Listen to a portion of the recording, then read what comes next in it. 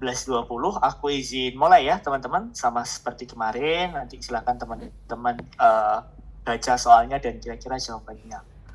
Oke, nanti sambil diskusi kalau memang ada yang mau ditanyakan silakan guys. Oke, kita buka dengan doa. Menurut kepercayaan masing-masing, berdoa dipersilakan.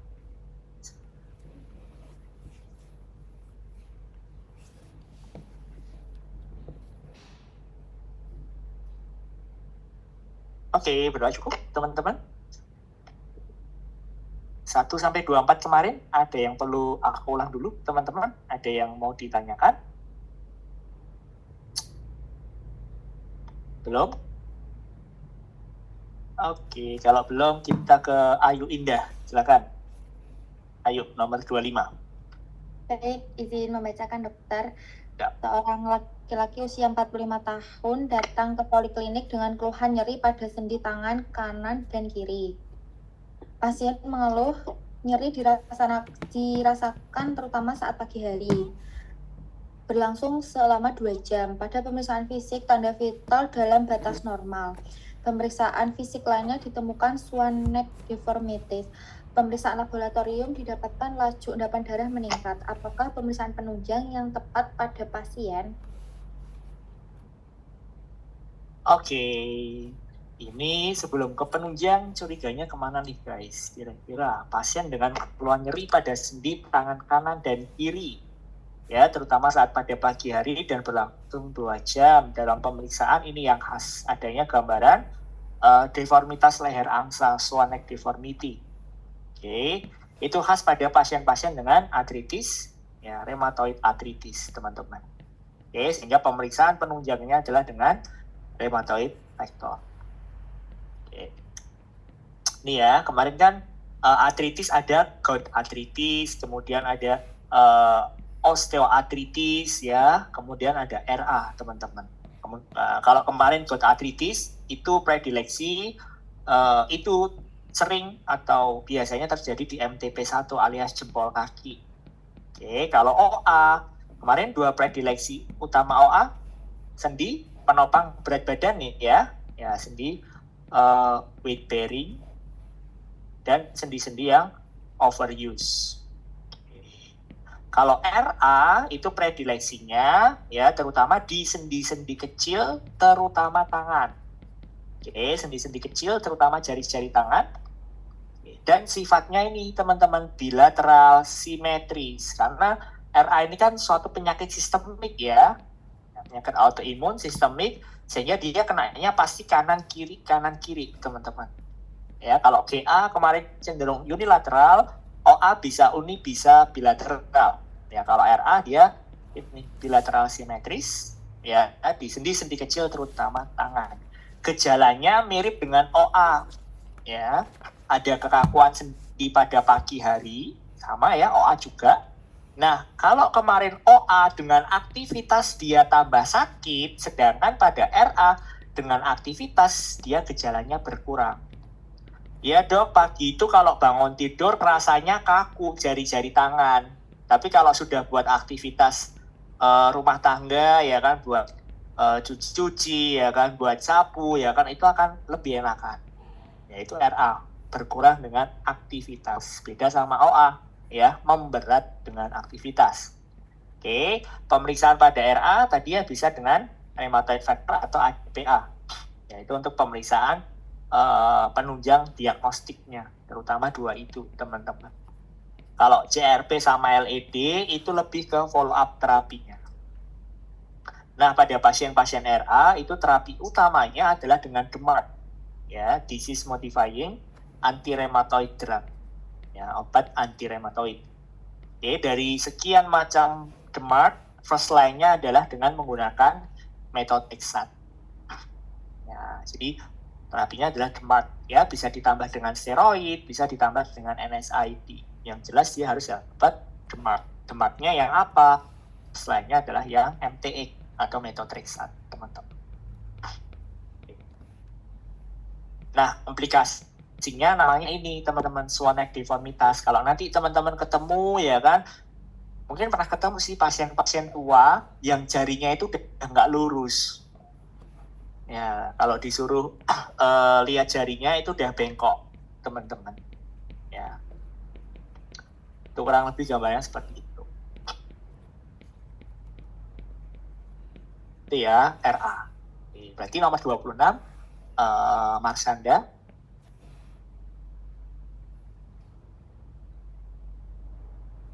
Baik, izin untuk membacakan Ki Dokter. Perempuan berusia 35 tahun datang dengan keluhan nyeri pada sendi-sendi kedua tangan disertai kaku pada pagi hari lebih dari 30 menit. Ketika pasien melakukan aktivitas sehari-hari seperti menyapu dan bekerja ke kantor, nyeri yang dirasakan membaik. Ini sudah berlangsung sejak lama hingga jari-jarinya mengalami deformitas. Apakah terapi yang tepat pada kasus di atas? Oke. Ya, berarti yang mana terapinya, guys? Methotrexate. Oke, ada yang lewat chat. Ya, ada yang B ya. Tadi ya, first line-nya adalah dengan GMARD. Ya, bisa tambah dengan steroid, bisa tambah dengan NSAID. Oke, berarti dengan MTX di sini ya. Nyeri pada sendi-sendi kedua tangan. Ada morning stiffness yang lebih lama dibanding OA. Oke, ketika pasien melakukan aktivitas sehari-hari, ya kan, keluhannya membaik, teman-teman. Ya, RA ya. Kalau OA kan dia dengan aktivitas justru tambah sakit dengan methotrexate. Next, nomor 27. Gina, silakan. Baik, dokter izin membacakan. Seorang perempuan berusia 23 tahun datang ke poli umum dengan keluhan nyeri sendi pada tangan kanan dan kiri yang hilang timbul, disertai mudah lelah, rambut terompong, jam karyawan sejak 1 bulan terakhir. Jadi pemeriksaan fisik, tekanan darah 130/90, heart rate-nya 88 kali per menit, respiratory rate-nya 20 kali per menit, kemudian temperaturnya 37,8, anemis positif, Malarash-nya positif, ulkus oral, dan bengkak di sendi. Hasil laboratorium didapatkan Hb-nya 9,2 gram per desiliter, leukositnya 4.500, trombosit 140.000. Apakah kemungkinan diagnosis pada pasien? Oke, kira-kira yang mana nih, Gina? Kemungkinan diagnosis. Tangan kanan kiri mungkin sulit.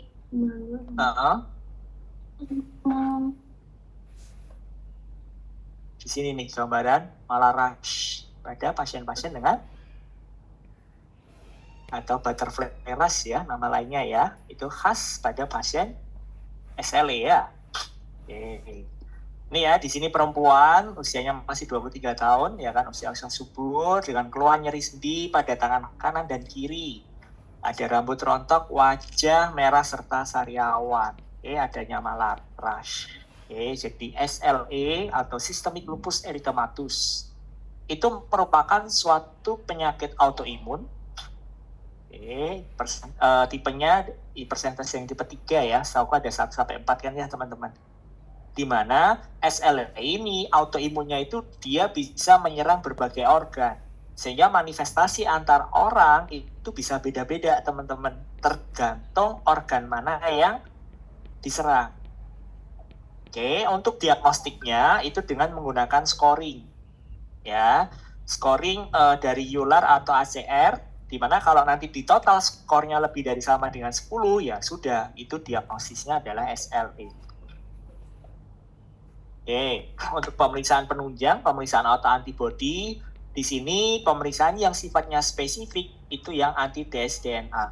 Ya, spesifik itu ketika dsDNA-nya positif, itu besar kemungkinan kalau pasien ini SLE, teman-teman. Itu maksud dari spesifik. Ya, beda dengan sensitif. Ya, kalau anates positif, ya anatesnya positif nih. Ya, jangan-jangan SLE, tapi belum tentu. Ya, itu sensitif. Ketika hasil anatesnya positif, ya mungkin sih, ya, tapi tidak tentu ke arah SLE juga. Tapi kalau dsDNA itu spesifik. Jadi kalau dsDNA positif, besar kemungkinan ini adalah suatu SLE. Nah, tadi ya, SLE ini kan suatu penyakit autoimun, dia bisa menyerang berbagai organ. Ya, misalnya di kulit, di paru, di jantung, dan organ-organ lain itu gejalanya seperti ini, seperti ini, seperti ini. Sehingga untuk mendiagnosis awal SLE itu biasanya agak susah, teman-teman. Kadang terdiagnosis setelah sekian hari rawat inap atau sekian kali kontrol. Ya. Sehingga minimal teman-teman ingat cardinal sign-nya dari SLE. Ya, mungkin nggak perlu hafal masing-masing gejala SLE di bagian organ ini gejalanya apa, organ ini gejalanya apa, nggak perlu teman-teman. Ya, tapi minimal teman-teman ingat cardinal sign-nya. Di mana cardinal sign ini muncul sekitar 40-70% kasus SLE. Ya. Ya, untuk SLE itu cukup tinggi ya, teman-teman, 40-70%. Ya. Cardinal sign-nya adalah 1, wanita muda, ya, wanita-wanita usia subur, ya, poliartritis, ya, ada nyeri-nyeri sendi. Oke. Kemudian fotosensitif. Fotosensitif itu kalau kena sinar, ya kan, sinar matahari terutama, yaitu sensitif kulitnya. Ya, malaras tadi ya, atau butterfly rash. Itu semacam orang pakai blush on nggak sih? Ya, pipi kanan, pipi kiri, ya kan, sampai di bagian ini hidungnya juga, teman-teman. Itu malaras atau butterfly rash. Dan sariawan recurrent. Itu gejala-gejala 40-70% yang muncul pada pasien-pasien dengan SLE. Ya, perempuan, ya, terutama perempuan usia subur, ada nyeri sendi kumat-kumatan, fotosensitif, malaras, dan sariawan recurrent. Minimal cardinal sign harus dapat, teman-teman. Kalau di organ lain, ya tambahan aja. Nah, ini tadi yang aku bilang ya, untuk diagnosis SLE itu kan pakai scoring ya. Ya, aku juga nggak hafal sih item scoringnya ini. Ya, jadi minimal ingat cardinal sign-nya. Oh, jangan-jangan ini pasien SLE ya. Dari cardinal sign tadi, teman-teman curiga, baru kita buka scoring. Kira-kira ada nggak tuh nilainya 10 atau kurang? Oke. Nah, terapi awal pada SLE, karena pasien SLE tadi penyebabnya adalah suatu autoimun, sehingga terapi SLE itu pasti dapat steroid, teman-teman.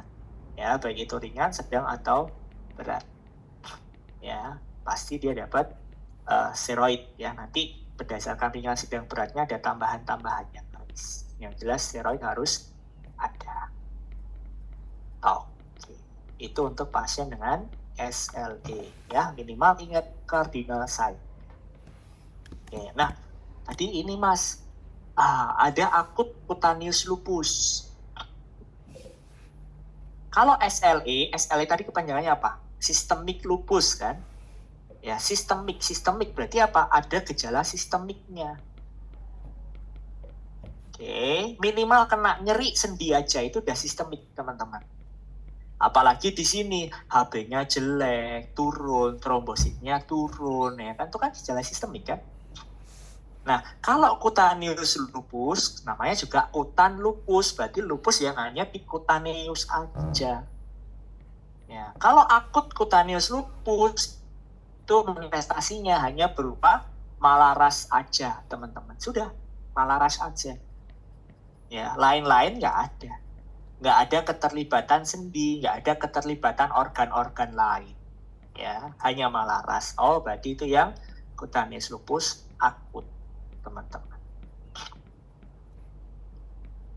Nanti kalau misalnya teman-teman merasa kecepatan atau kurang cepat, tolong disampaikan ya guys ya. Next, 28, Namira. Izin untuk membacakan ya dokter. Seorang perempuan berusia 23 tahun datang ke poli umum dengan keluhan nyeri sendi pada tangan kanan dan kiri yang hilang timbul, disertai mudah lelah, rambut rontok, dan wajah merah serta sariawan sejak 1 bulan terakhir. Pemeriksaan fisiknya tekanan darah 130/90, heart rate 88, respiratory rate 20 kali per menit, temperatur 37,8, anemis positif, malaras positif, ulkus oral, dan bengkak di sendi. Hasil laboratorium didapatkan Hb 9,2, leukosit 4.500, trombosit 140.000. Apakah pemeriksaan yang paling spesifik untuk menegakkan diagnosis? Yang dsDNA. dokter. Oke, benar ya, yang diminta yang paling spesifik ya. Tadi ada dsDNA sama anti-Smith ya. Cuma di atas kertas dsDNA lebih tinggi tingkat spesifitasnya, teman-teman. Ya, spesifik. Kalau sensitif adalah anates. Sensitif anates. Next, nomor 29. Yuni, Triwahyuni.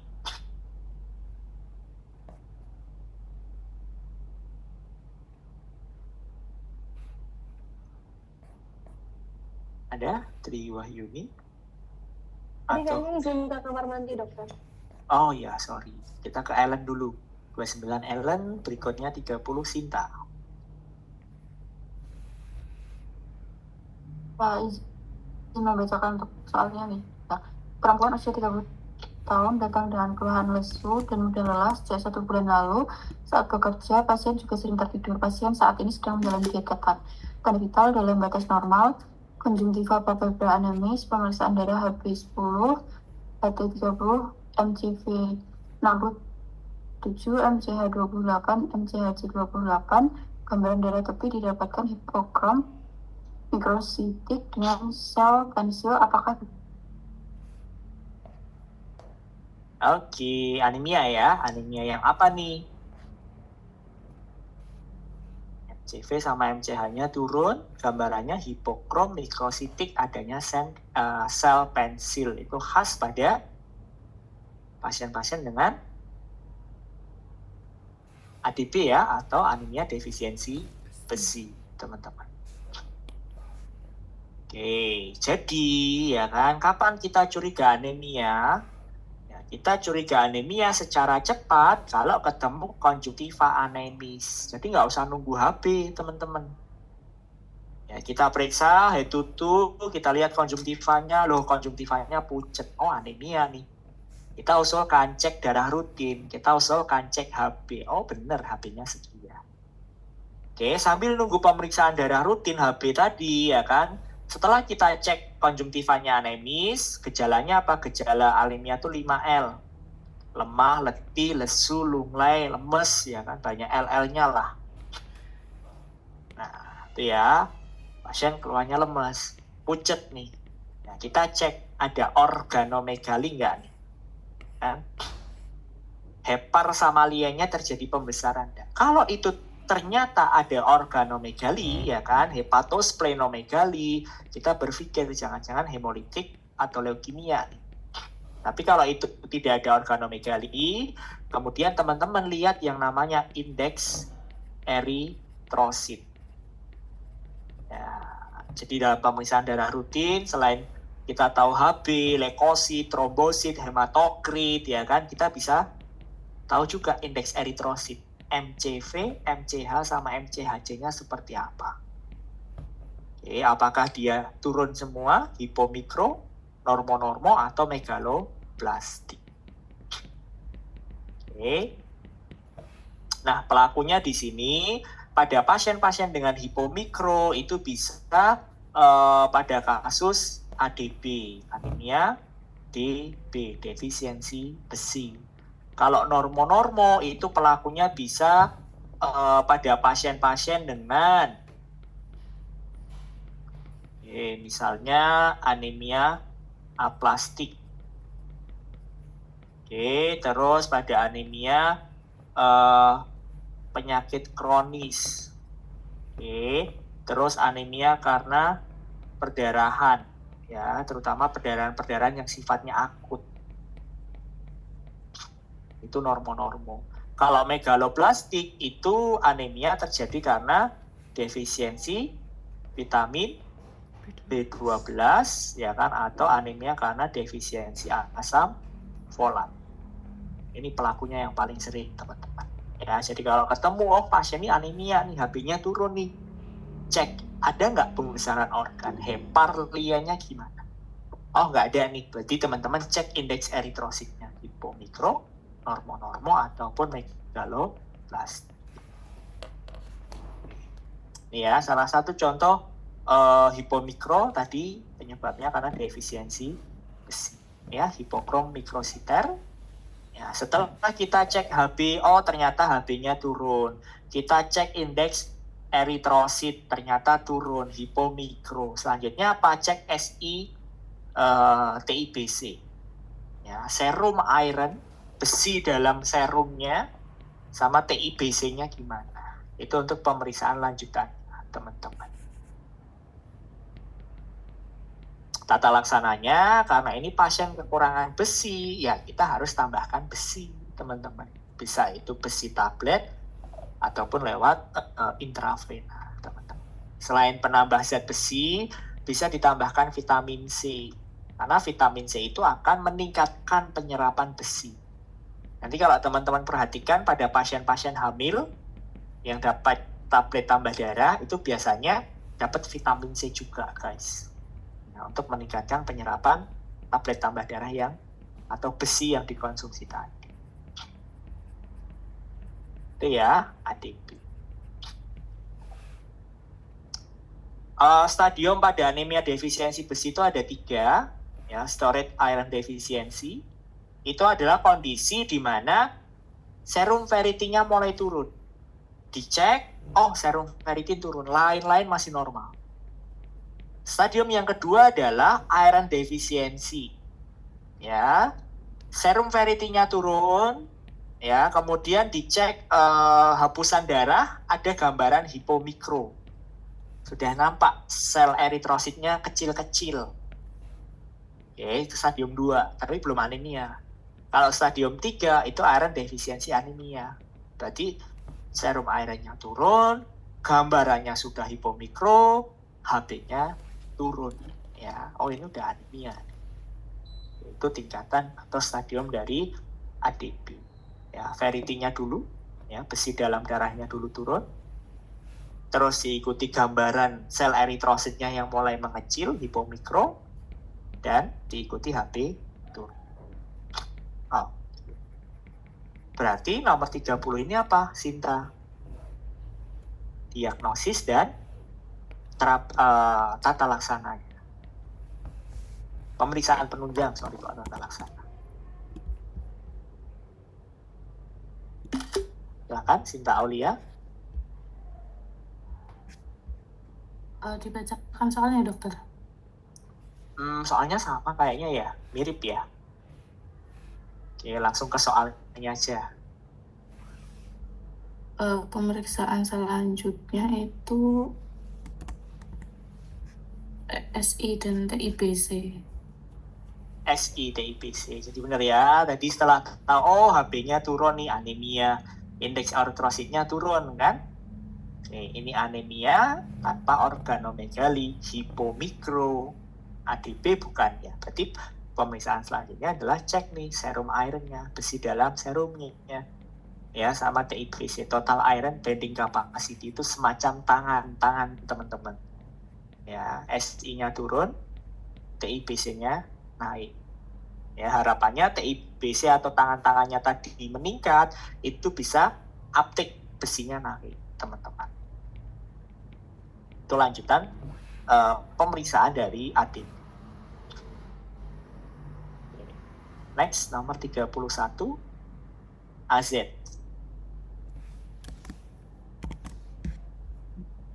Perempuan 22 tahun dan dengan keluhan berdarah, susu berdarah, rawat dengan alasan di sakral, kemudian tekanan darahnya 110/80, plateletnya 76, respiratornya 18.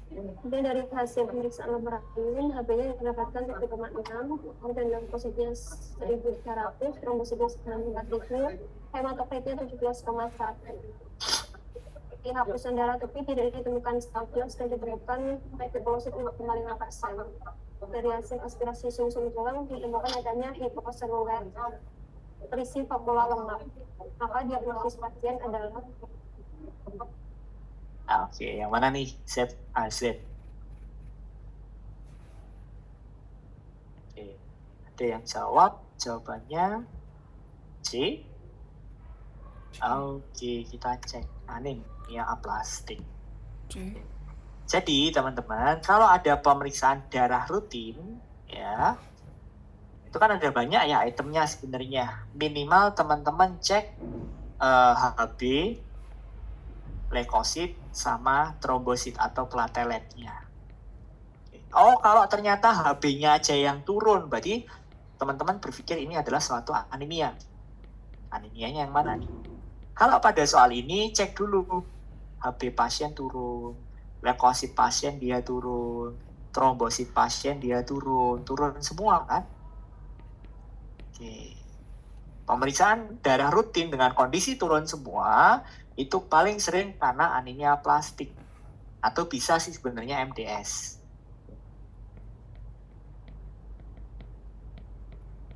Karena ini nggak ada MDS ya, sehingga yang paling cocok adalah anemia aplastik. Nah, jadi anemia aplastik itu adalah kondisi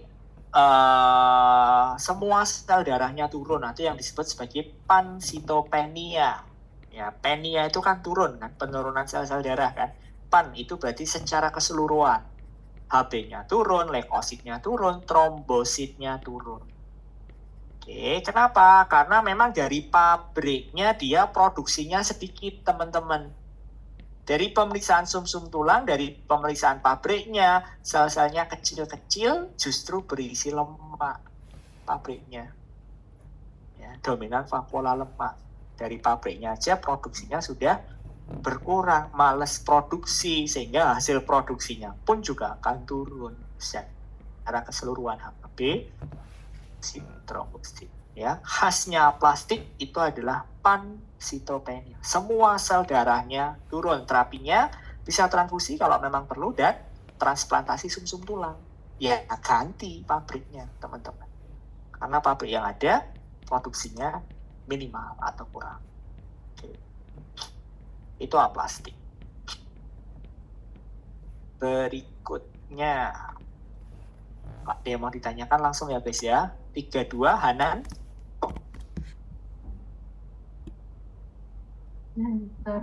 Nomor 32, seorang wanita berusia 55 tahun datang ke RPS dengan keluhan lemas dan perdarahan di bawah kulit sejak 2 minggu yang lalu. Pada pemeriksaan fisik didapatkan TD 170 mm rasa, respirator rate 22 kali per menit, heart rate-nya 108 kali per menit, suhunya 36,8 derajat Celcius. Menunjukkan gejalanya anemi, selain besar, sebenarnya 4, hepan sampai 3, jadi di bawah arkus kosta. Dari pemeriksaan lab, HB-nya 6 gram per desiliter, leukositnya 34.000 sel basnya 59% yang didominasi oleh neutrofil, dan trombositnya 27.000 sel. Apakah kemungkinan diagnosis kasus di atas?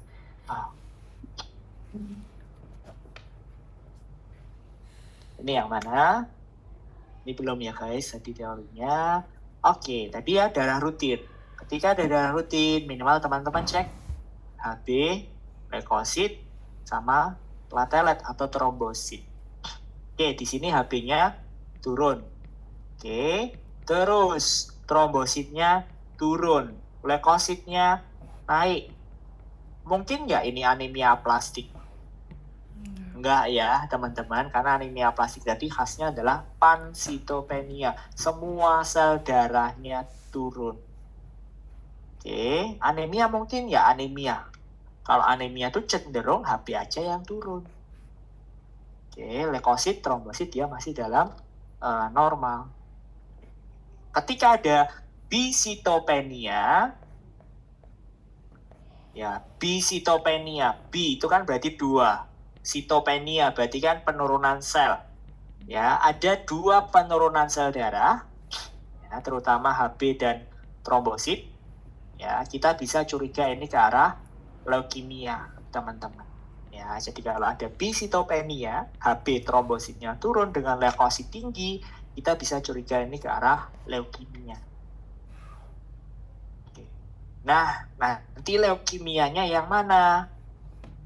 Tadi ya, leukemia khasnya adalah adanya bisitopeni, ya, penurunan 2 sel darah, yaitu HB-nya turun, plateletnya turun. Disertai adanya organomegali, pemeriksaan dengan analisis sumsum tulang ya, terapinya dengan kemoterapi karena dia suatu keganasan yang kemosensitif. Nah, biasanya leukemia kita bisa bedakan ini kondisinya akut atau kronis. Selain dari kondisi akut atau kronis, kita bisa bedakan tipenya. Apakah ini tipenya limfoblast atau myeloblas? Ya, sehingga nanti diagnosis leukemia itu ada 4 ya. Oh, kondisi akut atau kronis. Ya, tipenya tipe M, mieloblast atau limfoblast. Kronik juga sama, ada tipe M, mieloblast atau limfoblast. Ya, ada namanya AML, ALL, ada namanya CML, ada namanya CLL. CML berarti chronic myeloblast leukemia dan seterusnya. Oke, kita masuk ke kondisi akut dan kronis. Kita bedakan ini kondisinya akut atau kronis dari mana? Akut ditandai dengan sel blastnya dominan atau sel blast, sel mudanya dia banyak. Dikatakan banyak lebih dari 20%. Enak tuh kalau ada data sel blastnya sekian persen. Kalau memang nggak ada data sel blast, pada kondisi akut itu khasnya HB trombosit turun. Itu pada kondisi akut. Oke, kalau pada kondisi kronis, ya itu sel maturnya yang dominan. Ya, ini kan anemianya jarang atau kalau ada penurunan hanya sedikit dan trombositnya normal. Ya, jadi pegang aja yang akut. Akut itu leukemia dengan HB trombosit yang turun. Itu akut kalau terjadi penurunan sel darah. Nah, kemudian untuk tipe M atau tipe L-nya dari mana, Mas? Teman-teman pernah ingat DIFF-count, hitung jenis leukosit? Hitung jenis leukosit itu kan urutannya eosinofil, basofil, step neutrofil, segmen neutrofil, limfosit dan monosit. Urutannya kan seperti itu. Ya, ketika teman-teman minta ke lab hitung jenis leukosit. Dari awal eosinofil, basofil, neutrofil step, neutrofil segmen, limfosit dan monosit. Tipe L limfoblast. Ya, L itu yang naik adalah limfositnya. Jadi kalau L, ya tipe L, limfoblast, berarti yang naik L juga teman-teman, limfosit, L ketemu L. Sudah, selain L itu anggota dari mieloblast, neutrofil, basofil, eosinofil, monosit. Kan hurufnya bukan L kan, huruf depannya kan. Yang bukan huruf L depannya itu tipe mieloblast. Ya, kalau yang depannya L, ya limfoblast, berarti limfosit, berarti tipenya adalah tipe limfoblast, teman-teman. Simpel kan? Oke. Kita balik ini ke sini. Nah, jadi teman-teman harus bedakan dulu ini kondisinya akut atau kronis. Tadi ya keywordnya akut, selnya turun. HB trombosit turun. HB-nya turun, trombosit turun. Akut berarti kan? Oke, ketemu nih. Tipenya apa? Limfoblast atau mieloblast? Di sini didominasi oleh neutrofil. L bukan huruf depannya neutrofil. Bukan kan? Sehingga ini adalah akut mieloblast leukemia. Ya, berarti ini benar AML, akut mieloblast, karena yang naik adalah neutrofil. Akutnya karena ini sel blastnya lebih dari 20%, HB trombosit turun, teman-teman. Oke, kita cek nih, ada satu lagi, nomor 33. Kaila. Si sama nih, yang lain juga bisa jawab ya dari chat. Seorang laki-laki 13 tahun dibawa ke IGD dengan keluhan lemas yang sudah dirasakan 3 bulan terakhir disertai nafsu makan menurun. Pemeriksaan fisik didapatkan konjungtiva anemis, pemeriksaan anak menunjukkan HB6, leukosit 8.000, trombosit 90.000. Dari hitung jenis leukosit didapatkan peningkatan sel blast lebih dari 20%, dominasi limfosit. Apa diagnosis pasien tersebut? Oke. LL. ALL. Akut kronis M atau L. Kondisinya sel blastnya lebih dari 20%. Oke, akut nih. Yang naik apa? Limfosit L kan? Oh, ini akut, yang naik L berarti akut ya, limfoblast leukemia ALL. Oke, minimal 4 diagnosis tadi teman-teman ya. Akut myeloid atau myeloblas, kronik myeloid atau limfoblast. Next, ada yang mau ditanyakan dulu? Maisa 34 35 Tipai. Laki-laki usia 30 tahun datang ke puskesmas karena bola matanya tampak kuning. Gejala lain mual, muntah, dan demam ringan. Hasil serupa juga dialami oleh beberapa teman sekantornya. Dari pemeriksaan tekanan darah 120/80, heart rate 88 kali per menit, respiratory rate 22 kali per menit, temperaturnya 38 derajat Celcius, hepatomegali 2 jari back, peningkatan SGOT dan SGPT. Apakah diagnosis pada pasien di atas? Oke, Hepatitis mana B. ini? Hepatitis B. Oke, B-nya dari mana nih? Soalnya teman sekantornya juga mengalami hal serupa. Oke, kita cek ya. Hepatitis B tadi ya. Ini jelas hepatitis, ya kan? Di sini ada peningkatan SGOT, SGPT, berarti ada penurunan fungsi liver ya, masalah di liver ya. Ada kuning. Oke, heparnya membesar, BAC di bawah arcus costae. Jadi 3 paling bawah. Nah, itu ada kerasa nih. Pembesaran heparnya sampai 2 jari di bawah 3 paling bawah, costae paling bawah arcus costae. Oke, pasien demam. Nah, keywordnya benar di sini, beberapa teman sekantornya. Kemungkinan nggak hepatitis A. Oke, kenapa hepatitis A, kenapa nggak B? Kita lihat dari transmisinya. Oke, yang sering tuh hepatitis A, B, dan C. Ya, A, B ya terutama ya, C jarang teman-teman. Ya, cuma ada beberapa kasus. A itu transmisinya adalah fekal oral, itu hepatitis A. Transmisinya dari fekal oral. Ya, jadi kebiasaan jajan sembarangan, ya kan? Ya, kemudian ketika bestinya dia sakit, ya kan, dia sering makan bareng, ya itu ada kemungkinan ketularan. Itu namanya transmisi fekal oral, teman-teman.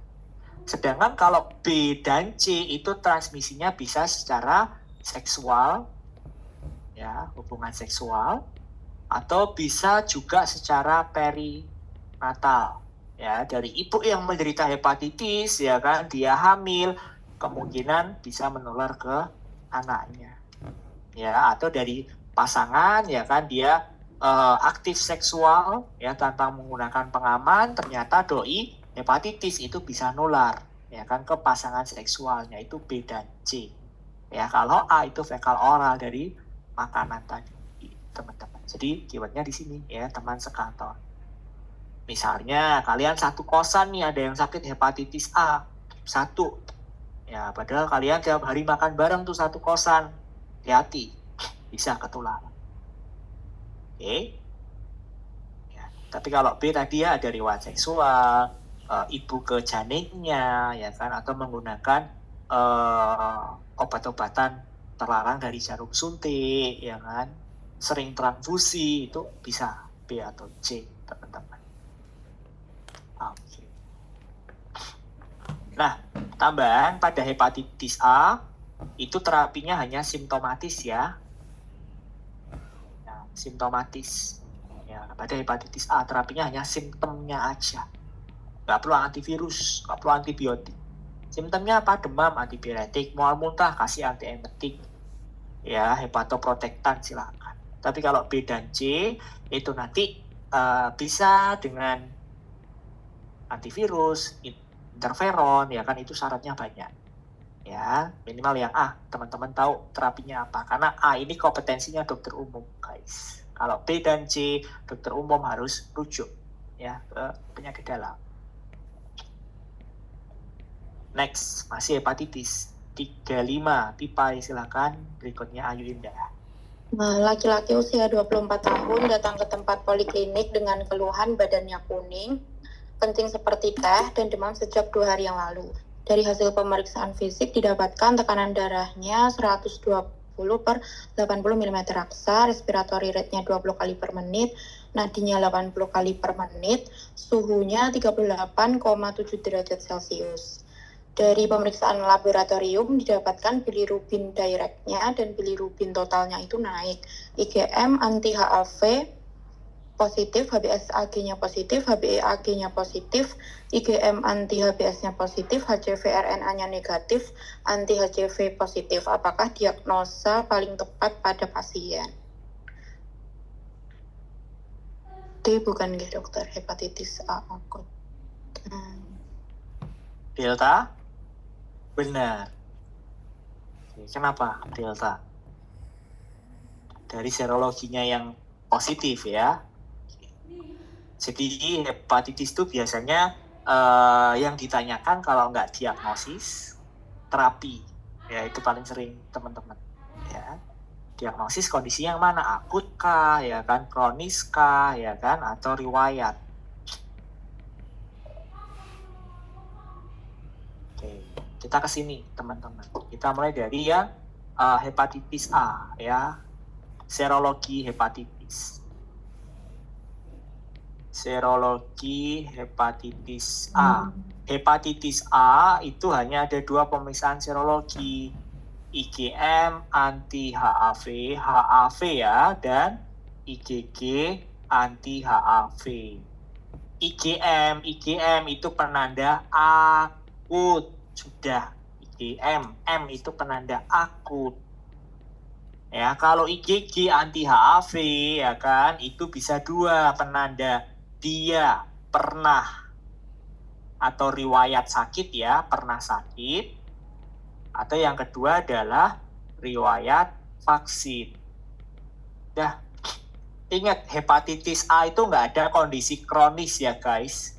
Hepatitis A itu tidak ada kondisi kronis. Ya, jadi IgM anti HAV menandakan bahwa ini infeksi hepatitis A akut.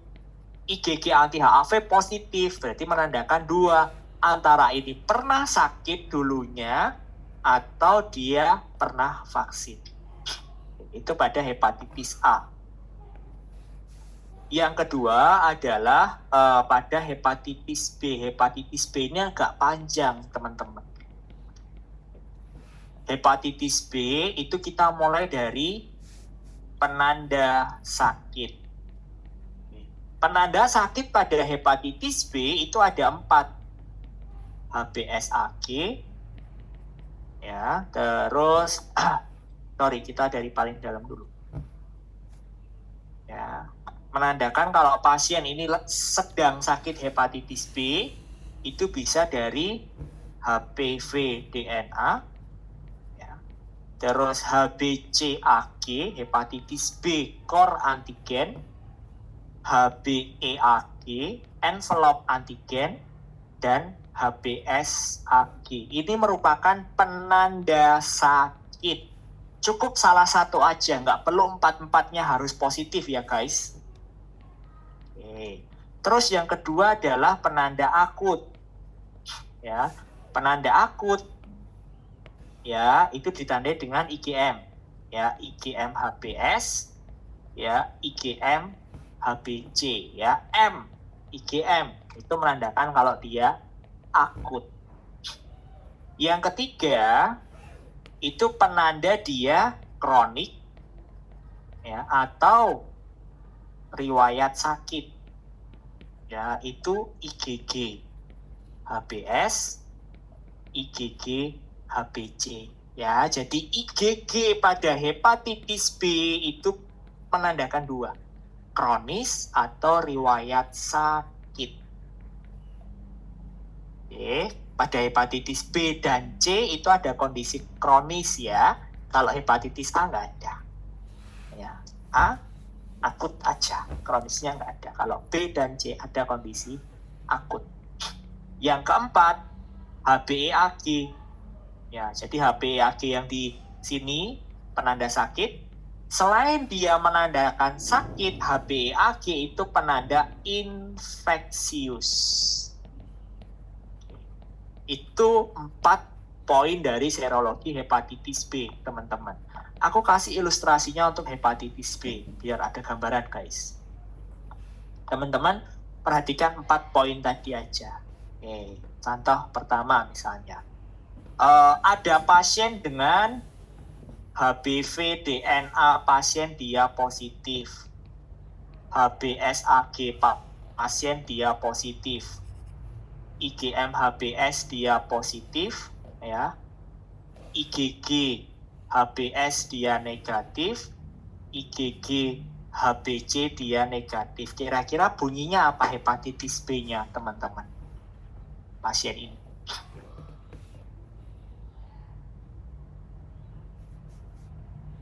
Dari poin 1, 2, 3, 4 tadi.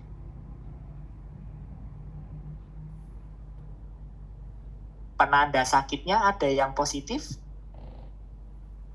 Ada Ada yang apa? yang HBV DNA Sama HBsAg ya. Oke, berarti kalau penanda sakitnya ada yang positif, salah satu menandakan kalau dia sakit. Bisa nggak ditentukan sakitnya akut atau kronis? bisa, itu ada IgM HBS-nya positif. Jadi kalau ada penanda sakitnya positif, ya teman-teman tinggal lihat belakangnya. Sakit diikuti M atau G, IgM atau IgG. Kalau dia sakit diikuti IgM, berarti sakitnya adalah akut. Kalau dia sakit diikuti oleh IgG, berarti sakitnya kronis. Oke, itu contoh pertama, teman-teman. IgG itu sama kayak anti ya. Misalnya dia nulisnya anti HBs, itu sama. IgG HBc, dia nulisnya anti HBc, dia sama, teman-teman. Ya, jadi nggak usah bingung ketika dia hanya nulis anti HBs, anti HBc. Anti itu sama seperti dengan IgG. Oke, nomor 2. Di sini pasien dengan HBsAg positif, ya kan? IgM HBs dia negatif, IgG HBc dia positif, IgG HBs dia positif. Bunyinya apa, teman-teman? Hepatitis B-nya dia penandanya sakit, harus kronis. Ya, penanda sakitnya ada mas. Oke, berarti dia sakit. Sakit diikuti IgG ya. Berarti sakitnya sakit kronis. Satu lagi, contoh. Ada pasien dengan HBV DNA dia negatif, HBsAg dia negatif, IgM HBs dia negatif, IgG HBs dia positif, IgG HBc dia positif. Oke, diagnosisnya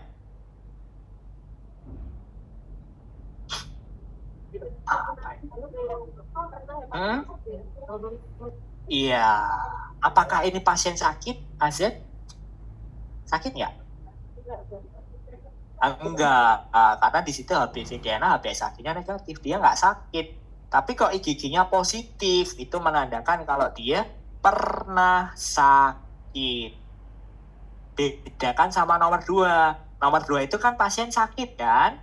Kalau sakit, pilihannya 2 guys, sakitnya akut atau kronis, sudah. Ya, oh dia sakit. 2, akut atau kronis ya. Lihat M atau G yang. Tapi kalau dia tidak sakit, kok IgG-nya positif dua-duanya, itu menandakan kalau dia pernah sakit. Ya, misalnya Asia dulu pernah kena hepatitis B ya kan, sekarang nggak ada keluhan. Dicek IgG HBs, IgG HBc positif. Oh, ini kamu pernah sakit dulu. Kalau pernah sakit, sekarang sakit ya? Ada keluhan nggak? Aku dulu pernah sakit hati, apakah sekarang masih? Enggak ya, kalau masih ya susah move on berarti kalian. Beda sama sakit kronis. Kalau sakit kronis itu ya sekarang masih sakit, kondisinya kronis. Itu ya teman-teman, nanti aku share. Yang infeksi itu silakan. apa tulisannya ya dok? HbA tidak, maaf nggak kebaca. HbA envelope antigen. HbA envelope antigen. Next, satu lagi hepatitis C, guys.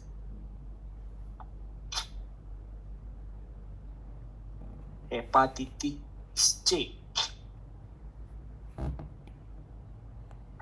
Hepatitis C itu penanda sakitnya, penanda sakit itu HCV RNA. Dah, itu penanda sakit. Kalau HCV RNA-nya positif, berarti pasien sedang sakit. Ya, kalau sakit, tadi ingat pengikutnya M atau G untuk tahu ini sakitnya akut atau kronis. Gitu teman-teman. Ya. Terus nomor 2, ya ketika ada IgG positif, ya kan, tapi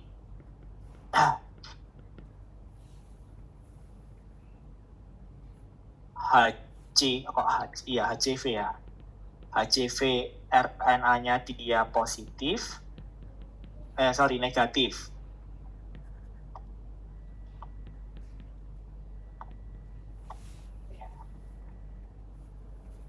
Namanya apa teman-teman? IgG-nya positif, ya, tapi HCV RNA-nya negatif. Pernah sakit mungkin dok? Ya, pernah sakit ya. Benar. Sekarang kondisinya sakit nggak pasien? HCV RNA negatif. Nggak sakit kan? Tapi kok IgG-nya positif, berarti pernah sakit. Oke. Ya, hepatitis C sampai sekarang belum ada vaksinnya ya, teman-teman. Kalau B ada vaksinasi hepatitis B, ada vaksinasi hepatitis A ada. Kalau C belum, teman-teman.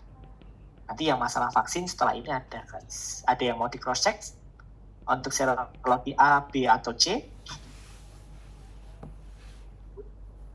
Ya.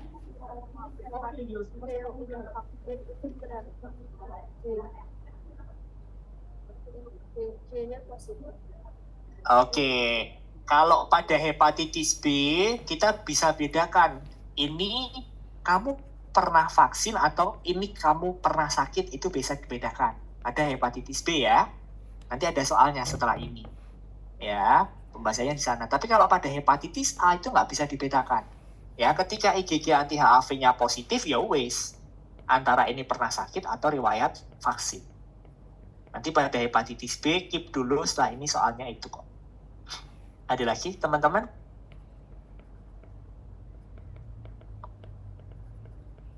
Oke, nanti aku share ya catatan ini. Aku geser ya guys ke soal tadi. Oke, di sini ya. Ya, jadi kalau soalnya jadi satu seperti ini, teman-teman lihat dulu aja. Mana sih yang A, mana sih yang serologi B atau C? Di sini IgM anti HAV, IgM anti HAV, IgM. Berarti kan tadi penanda akut kan, cocok ya. Berarti hepatitis A-nya akut. HBsAg, HBeAg itu kan penanda sakit kan? Tadi pada hepatitis B kan? Oh, dia sakit. Kalau sakit, dua kan pilihannya, akut atau kronis. Di sini sakit, diikuti apa? IgM. Berarti sakitnya akut infeksius. HBeAg selain penanda sakit, dia penanda infeksius. HCV RNA negatif. Berarti kan punyanya C kan, HCV kan? Oke, negatif. Oh, berarti dia nggak sakit. Tapi kok anti HCV, ingat ketika dia hanya nulis anti seperti ini, ya nggak ada keterangannya IgM anti, IgG anti, hanya nulis anti, itu sama seperti IgG. Ya, berarti kalau IgG HCV positif dengan HCV RNA negatif, kondisinya adalah riwayat, teman-teman. Benar ya, yang delta.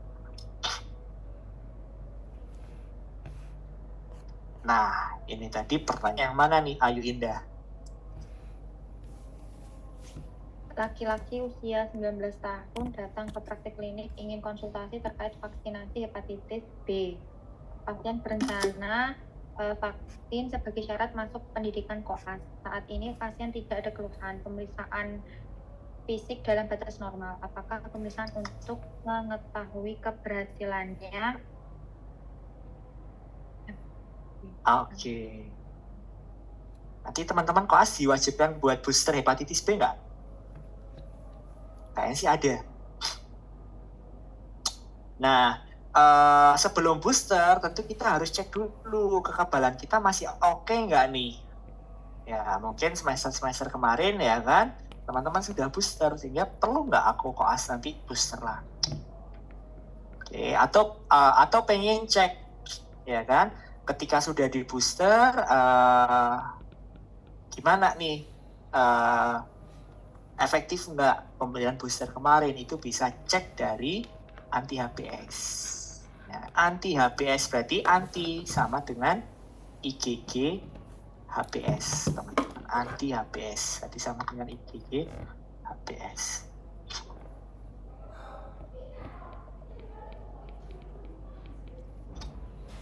Nah, tadi ya kan membedakan ini pasien pernah sakit atau ini pasien pernah vaksin pada hepatitis B, itu bisa dibedakan ya teman-teman.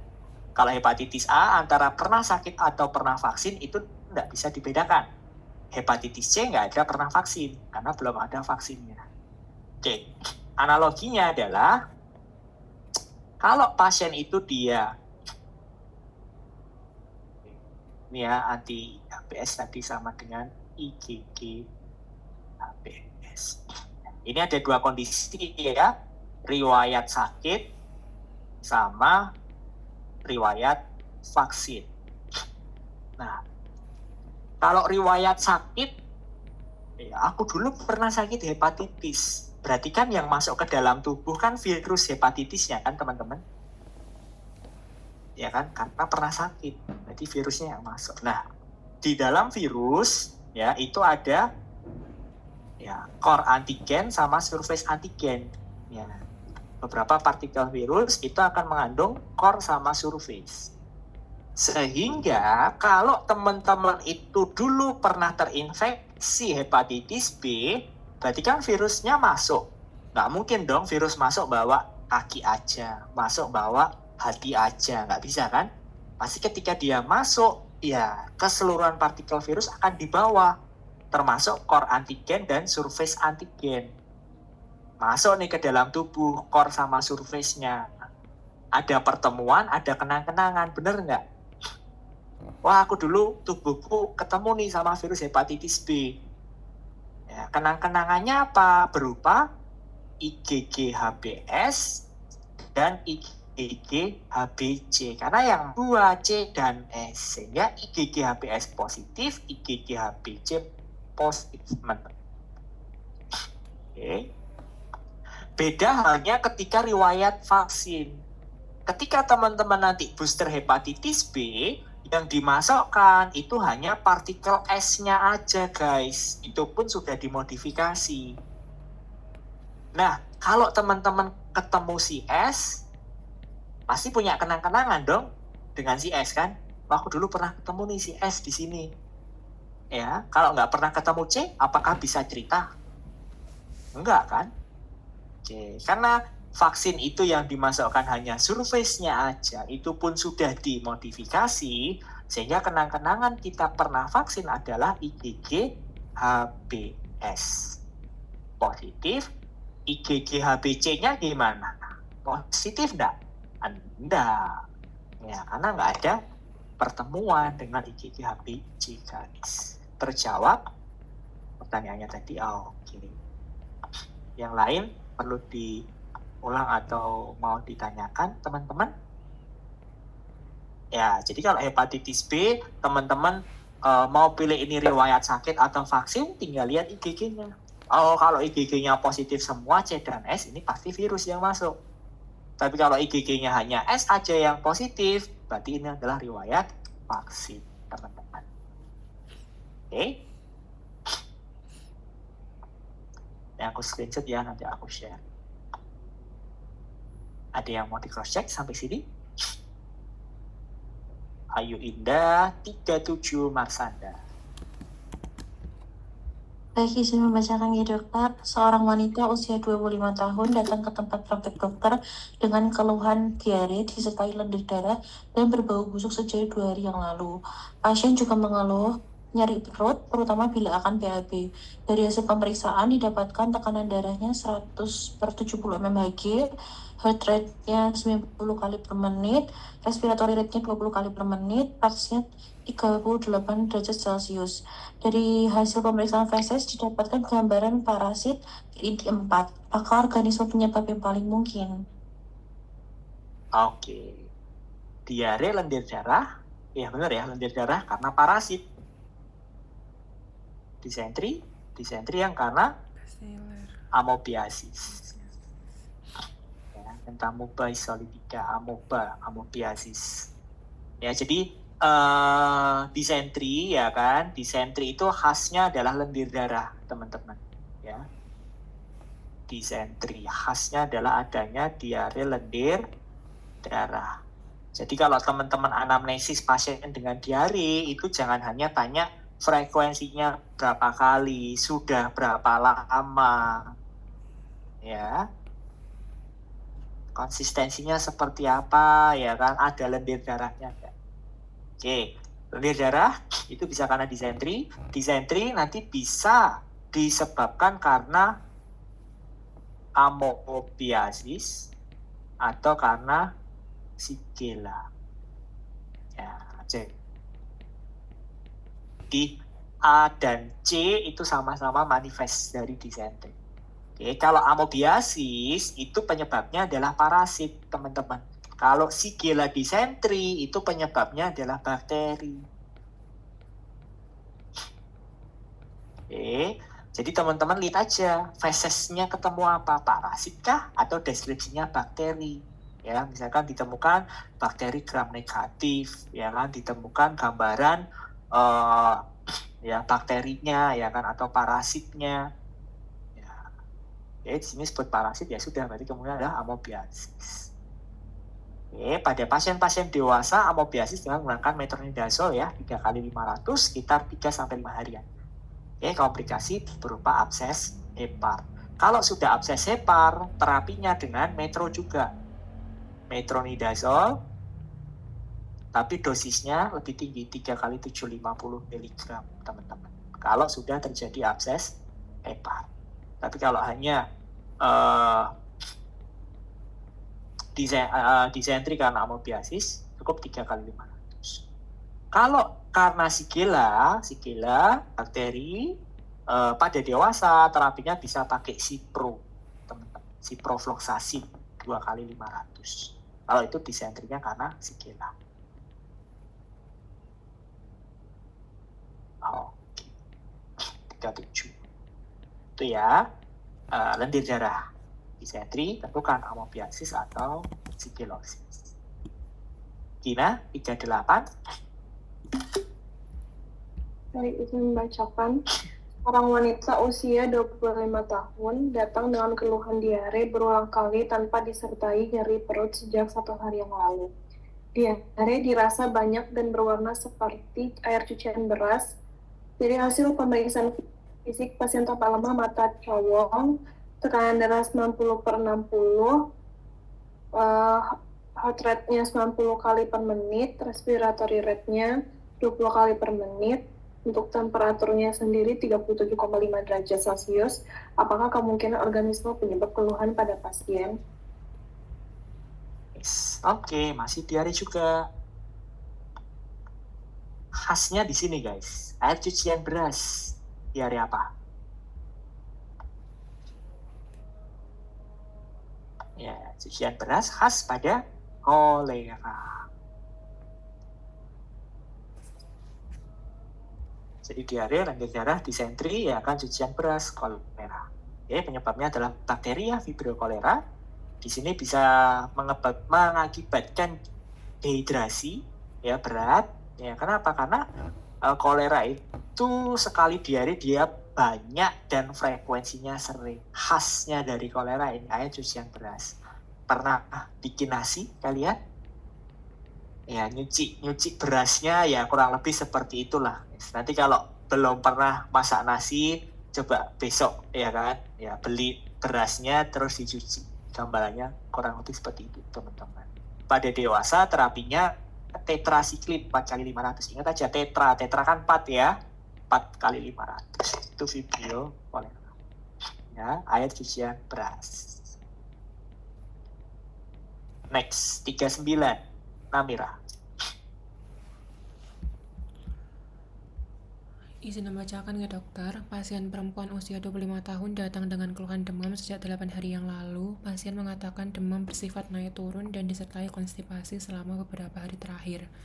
Pemeriksaan fisik didapatkan tekanan darah 100/70, nadi 60 kali per menit, laju nafas 20 kali per menit, suhu 37 derajat, lidah tampak kotor.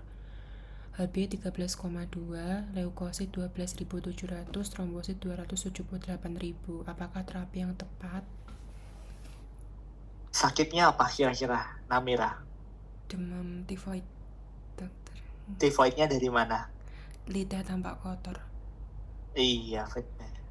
Kalau di teori enak ya, lidah tampak kotor. Tapi kalau di pasien ya kan ini tifoid, tegak, tapi lidahnya bersih. Oke. Benar ya. Jadi sini demam naik turun ya, khasnya tifoid ya, demam naik turun, tinggi terutama sore malam. Ya dok, kalau sore malam hari itu demamnya naik tinggi. Tapi pagi ya kan, ke siang itu reda, enakan. Oke, selain demam naik turun, bisa disertai gejala di GI tract-nya, gastrointestinal tract-nya. Mual muntah, bisa konstipasi atau diare ya teman-teman. Ya, ada diare enggak atau sembelit enggak. Di soal ya ini khas. Ya, lidah tampak kotor. Terapinya first line dengan menggunakan chloramphenicol. Ya, dosisnya 4 kali 500. Ya, bukan 3 kali ya, tapi 4 kali 500 teman-teman. Ya, khasnya dari demam tifoid, ya demam naik turun terutama sore malam. Oke, pola demamnya ini intermittent. Selain demam, biasanya gejala khasnya ini gejala gastrointestin. Aku bilang tadi ada mual muntah, ya kan, sembelit ataupun konstipasi. Oke, terapi utamanya dengan menggunakan chloramphenicol, dosisnya 4 kali 500 selama 10 sampai 14 hari. Oke, alternatifnya bisa ampicillin atau amoxicillin ataupun Cotrin. Ya, alergi kloram, ya ganti. Pasiennya hamil, kloram, Cotrin kan nggak boleh ya, kondisi hamil ya, sehingga bisa pakai amoxicillin misalnya. Atau pasiennya anemia, atau sel-sel darahnya cenderung turun, ya jangan pakai kloram atau Cotrin karena dapat menyebabkan penurunan sel darah, sehingga bisa pakai amok teman-teman. Oke, itu untuk tifoid. Ellen 40. Baik, izin membacakan soal ini dokter. Laki-laki 30 tahun dibawa ke ibu dengan keluhan demam yang dialami sejak 5 hari yang lalu. Keluhan dirasakan terutama waktu sore dan malam hari. Demam berkurang setelah minum paracetamol, namun muncul lagi. Kemudian keluhan mual di muntah dirasakan 1 kali sejak kemarin. Riwayat kerja bakti membersihkan gorong-gorong. Pemeriksaan tanda vital, tekanan darah 120/80, nadi 100, suhu 38, nafas 20, nyeri tekan otot betis. Apakah diagnosis yang tepat pada pasien ini? Oke, ini juga khas nih dari soalnya. Kira-kira yang mana? Ada yang jawab lewat chat. Mana guys? Hati-hati antara ini lepto atau well disease. Ya, well disease itu apa sih? Well disease itu adalah kondisi lepto berat. Kalau leptospirosis aja itu cenderung untuk leptospirosis ringan. Kalau well disease itu lepto dengan komplikasi atau kondisi lepto berat. Khasnya leptospirosis itu ini, nyeri tekan otot betis, teman-teman. Dan ada faktor resiko, ya kan, kontak dengan daerah-daerah yang banyak tikusnya. Misalnya apa? Area-area pertanian, ya, rumah kosong, ya kan, gorong-gorong, itu kan cenderung banyak tikus-tikusnya kan, teman-teman. Itu khas dari si lepto, ya, sama nyeri tekan otot, terutama otot betis. Ini leptospirosis aja ya, belum kondisinya berat. Nah, bedanya apa? Kapan disebut sebagai berat? Ini guys, ya. Jadi leptospirosis, ya, bakterinya sama leptospira. Tikus itu adalah reservoir utamanya. Ya, jadi bakteri leptospira itu masuk ke dalam tikus. Di dalam tikus dia akan tinggal di tubulus ginjal. Dia akan tinggal di ginjalnya tikus, teman-teman. Ya, ketika tikusnya pipis, dia ikut keluar. Ya, jadi bukan karena digigit tikus, bukan, teman-teman. Karena kontak dengan pipisnya tikus yang ada leptospiranya. Oke, nanti bisa masuk melalui apa? Misalnya melalui luka, melalui mukosa, atau melalui konjungtiva. Ya, kalau teman-teman tangannya bersih, nggak ada lukanya, ya dia nggak akan masuk. Ya, nggak ada luka, tapi teman-teman pas jadi relawan banjir, ya, cuci muka pakai air banjir, ada urin tikusnya, kan bisa tuh masuk melalui konjungtiva. Oke. Nah, jadi ya, kondisi berat atau well disease itu ditandai ketika ada ikterik kuning, ada gangguan fungsi ginjal, terjadi peningkatan ureum kreatinin, atau ada manifestasi perdarahan. Itu penanda berat. Jadi kalau ada tikus, ada nyeri otot betis, kok pasiennya ikterik? Kok diperiksa ginjalnya ureum kreatininnya naik? Atau ada perdarahan-perdarahan? Oh, ini bukan lepto ringan, tapi sudah berat, alias well disease. Di sini pasien ada kuning? Nggak ada ya, teman-teman? Fungsi ginjal nggak disebutkan, manifest perdarahan nggak ada. Ya sudah, berarti leptospirosis aja, belum berat. Oke, terapinya, kalau kondisi leptospirosis ringan, cukup dengan terapi oral. Lini utamanya ini, doxycycline 2 kali 100 mg. Kalau kondisi berat, injeksi penisilin G 1,5 juta unit tiap 6 jam. Oke, pemberian ya 7 hari. Jadi antara ringan atau berat, terapinya juga beda. Oke, jadi kalau ditanya terapi, cek dulu nih leptonya ringan atau berat. Tadi ya tanda beratnya sudah. Ada yang mau di cross check? Typhoid leptospirosis. Pegang khasnya aja, teman.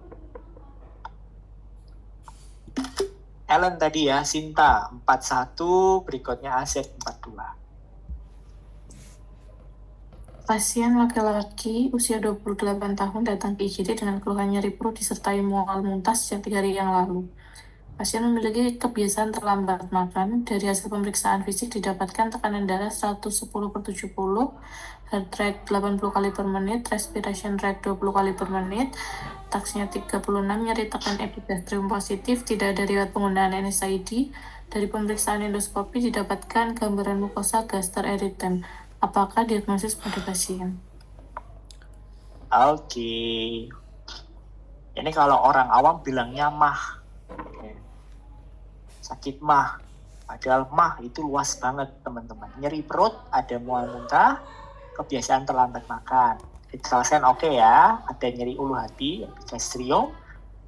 Tidak ada penggunaan obat-obatan anti nyeri, endoskopi hanya eritema, kemerahan aja di mukosa gasteriknya. Ini adalah suatu gastritis, itis, atau peradangan atau hiperemi pada gaster. Dari mana? Dari endoskopinya yang hanya berupa eritem.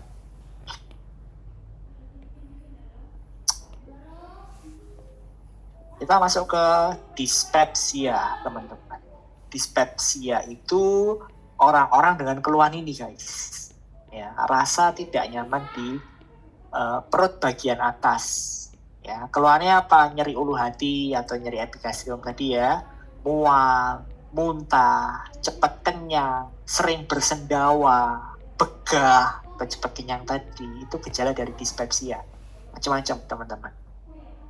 Nah, idealnya ketika ketemu dispepsia, kita lanjutkan. Ini dispepsianya fungsional atau organik. Ya, dispepsia fungsional itu khasnya adalah pasien ada gejala dispepsia, tapi dari pemeriksaan endoskopi itu hasilnya dalam batas normal. Endoskopi itu dimasukin kamera di gaster sampai di intestinnya teman-teman. Itu nggak ada masalah. Gasternya bagus, duodenumnya bagus. Contoh dispepsia fungsional adalah, pernah nggak sih teman-teman mau ujian tiba-tiba perutnya sakit? Ya, mau ujian materinya banyak, malamnya kerasa mual muntah, enek belajarnya. Ya, makan sedikit kenyang. Pas periksa ke dokter nggak ada masalah, gaster sama duodenumnya. Itu contoh dispepsia fungsional. Ya, mungkin kausanya salah satunya bisa karena stres. Kalau dispepsia organik ya itu ada kelainan di gaster atau duodenumnya teman-teman. Kelainannya apa mas? Kalau gastritis itu ada tadi itisnya. Ya, jadi ada gambaran hiperemi atau eritem. Wah, ini bagian lambungnya ada yang merah nih. Ada yang radang, itu gastritis. Kalau peptic ulcer atau ulkus peptic, berarti di sana apa? Ada ulkusnya. Oh, ini ada ulkus di gaster. Oh, ini ada ulkus di duodenum. Ada masalah endoskopinya. Tadi ya, antara hanya radang atau sudah terbentuk luka ulkus. Nah, selain dari endoskopi, kita bisa memprediksi intraarah gastritis atau ulkus dari mana? Dari faktor resiko. Kalau gastritis itu faktor resikonya adalah gangguan pola makan. Teman-teman makannya nggak teratur selama koas. Yang tadinya preklinik masih bisa sarapan, makan siang, makan malamnya tertib, koas hancur semua, berantakan. Nah, gastritis tuh. Tapi kalau ada faktor resiko, sering minum jamu-jamuan, sering beli obat-obatan pegelinu, ya kan? Atau ada bukti infeksi bakteri H. pylori, itu faktor resiko terjadinya ulkus, teman-teman. Ya, jadi teman-teman mau menentukan ini gastritis atau peptic ulcer, kalau nggak ada endoskopinya, teman-teman lihat aja faktor resikonya apa. Gangguan pola makan, makan nggak teratur, makan pedes, asam, kecut, dominan, gastritis. Tapi kalau ada faktor resiko konsumsi obat anti nyeri, steroid, atau bukti infeksi H. pylori, lebih ke arah ulkus. Ini ada gambaran endoskopinya merah, ya udah jelas kan? Gastritis. Oke. Nah, nanti ulkusnya ini di gaster atau ulkusnya ini di duodenum, itu bisa dibedakan selain dari endoskopi, dari faktor resiko, dari gejalanya teman-teman. Kalau itu ulkusnya ada di lambung atau di gaster, ya, itu ketika makan tambah sakit. Kan ketika makan teman-teman telan kan masuk ke gaster dulu kan? Ya, sehingga ketika makan tambah sakit. Sering muntah. Jadi kalau ada perdarahan karena pasien ini sering muntah, perdarahannya ke atas, hematemesis. Itu ulkus gaster. Kalau duodenum kan dia setelahnya gaster kan? Ya, pas makan dia enak-enak aja, tapi 2 jam setelahnya dia baru kerasa sakit. Ya, makan nih ditelan, masuk ke gaster, aman. Pas masuk ke duodenum, dia mulai kesakitan. Ya, muntahnya jarang, sehingga kalau ada perdarahan di duodenum, karena pasien jarang muntah, sehingga perdarahannya ke bawah. Itu bisa kita tentukan, ini kira-kira ulkusnya di bagian gaster atau duodenum dari gejala yang muncul, teman-teman. Oke, kita coba nomor 42. Tadi Sinta ya terakhir. Asik berarti. Apa?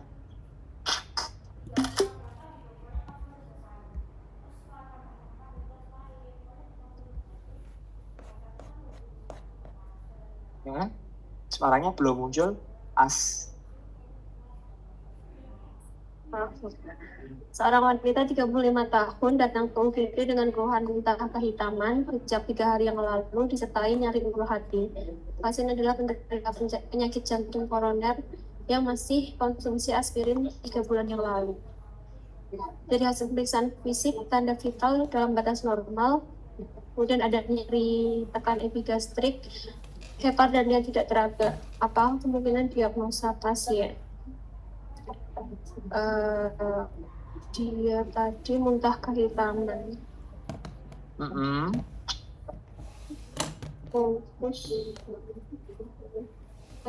Fokus peptide. Oke. Di sini ada faktor resiko apa? Konsumsi aspirin ya. Ya, aspirin kan NSAID ya. Berarti kalau dia ada faktor resiko konsumsi NSAID, berarti kan larinya ke arah ulkus kan? Ulkus peptik. Nah, ulkus peptik itu bisa dibedakan ulkus gaster atau duodenum. Ada nggak nih pembagian ulkus gaster atau duodenum? Nggak ada kan? Dia hanya bilang ulkus peptik. Ya sudah, ulkus peptik. Kalau mau dilanjutkan, kira-kira ini ulkus peptik yang mana? Ulkus gaster kah atau ulkus duodenum? Lihat gejalanya apa yang muncul. Muntah hitam, berarti kan ke atas kan? Berarti kalau atas, yang lebih atas yang gaster.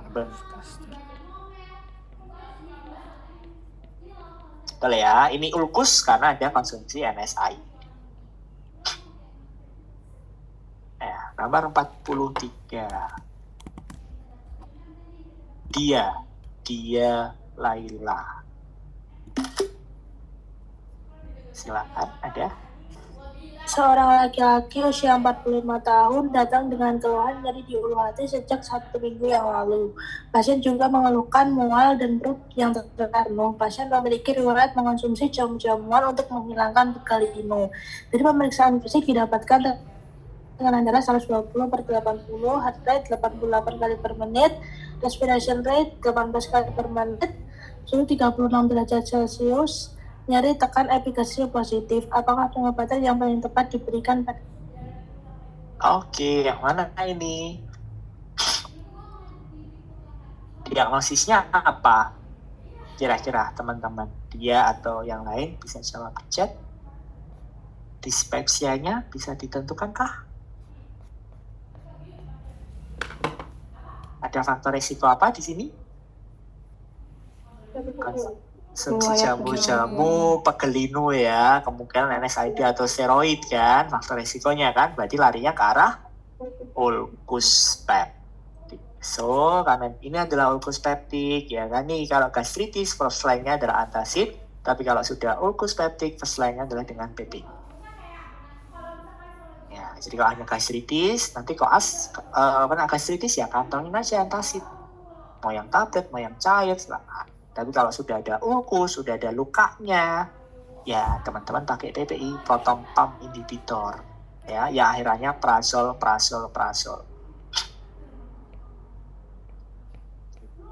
Next, dispepsia ada yang mau di cross check teman-teman?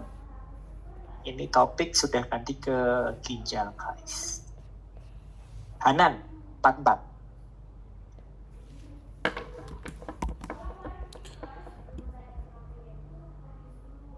Dokter izin membacakan soalnya. Perempuan 65 tahun datang ke UGD dengan keluhan kesadaran menurun yang diawali dengan mengigau, kencing sedikit dan demam tinggi, serta sesak sejak 7 hari yang lalu, disertai batuk berdahak hijau. Dari pemeriksaan CXR didapatkan infiltrat di kedua lapang paru, tanda vital TD 70, palpasi milimeter raksa, nadi 120 kali, taksnya 39, RR 30 kali per menit, SpO2-nya 88%. Pemeriksaan laboratorium didapatkan Hb 12,8, HCT-nya 45%, PLT 265.000, leukosnya 28.000, ureumnya 90, kreatininya 4,5, dan sudah direhidrasi 2 liter cairan namun tidak membaik. Kadar laktatnya 3 milimol. Apakah komplikasi yang dialami pasien saat ini? Oke, ini sebenarnya pasien dengan kondisi demam tinggi ya, demam tinggi, sesek, batuk ya kan, ada infiltrat, kemungkinan pneumonia kan. Ya, tapi pneumonia sudah sampai menyebabkan dia shock sepsis. Taunya dari mana shock sepsis? Nih, tensinya 70 per palpasi, sudah direhidrasi 2 liter namun tidak membaik. Nanti di akhir ada kok soal shock sepsis. Ini nice to know dulu aja. Oke. Nah, selain itu ada ureum kreatinin, penanda fungsi ginjal kan. Ya, semakin tinggi ureum kreatininnya, semakin jelek fungsi ginjalnya. Nah, ini kondisi ginjalnya yang mana nih? Ini kondisinya akut kidney injury atau gagal ginjal akut yang pre-renal. Jadi, gagal ginjal. Kalau per definisi gagal ginjal panjang ya teman-teman definisinya. Tapi kalau itu di soal atau di klinis kita tahu ini gagal ginjal dari mana. Cek aja ureum naik, kreatinin naik, sudah ini gagal ginjal. Ya, kalau per definisi kan panjang, ya kan? Prinsipnya ini ureum kreatinin naik, ya akibat GFR-nya turun, ini gagal ginjal, guys. Nah, nanti ketika ketemu gagal ginjal, teman-teman bedakan kondisinya gagal ginjalnya akut kah atau kronis. Membedakan ini akut atau kronis, teman-teman bisa lihat dari 3 hal. Yang pertama adalah onset. Akut, onsetnya kurang dari 3 bulan. Oke, karena onsetnya kurang dari 3 bulan, pada kondisi akut dia tidak ada anemia. Ya, di sini tanpa anemia. Dan pada kondisi akut dia bergejala, teman-teman. Itu akut. Contohnya gini guys, ya.